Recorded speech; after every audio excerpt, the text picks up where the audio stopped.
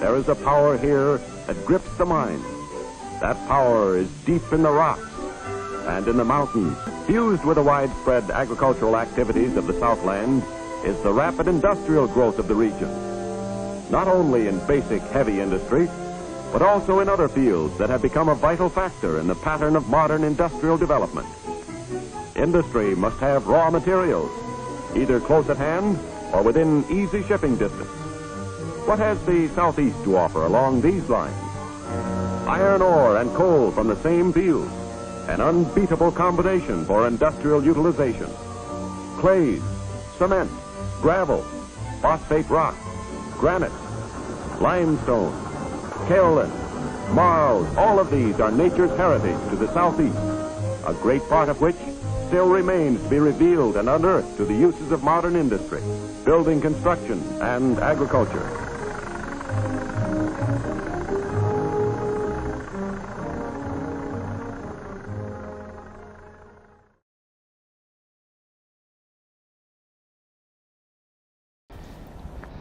What's up, guys? So today I'm really excited.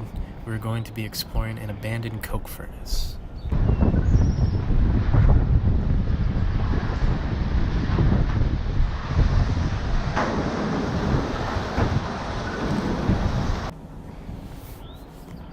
So, a man named David Thomas purchased 2,000 acres near Village Creek for only $4 per acre.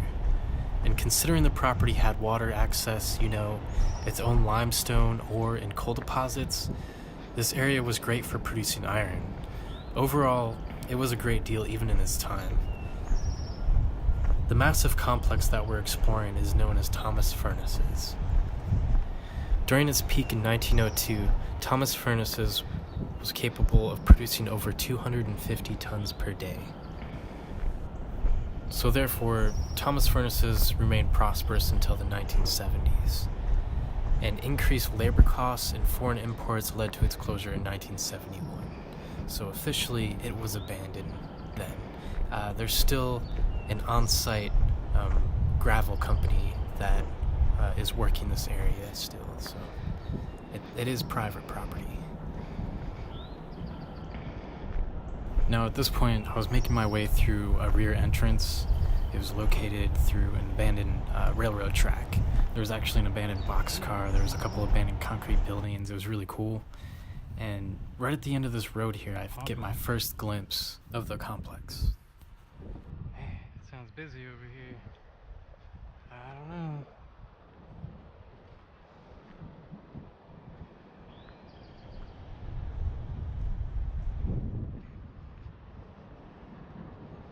There it is. There it is.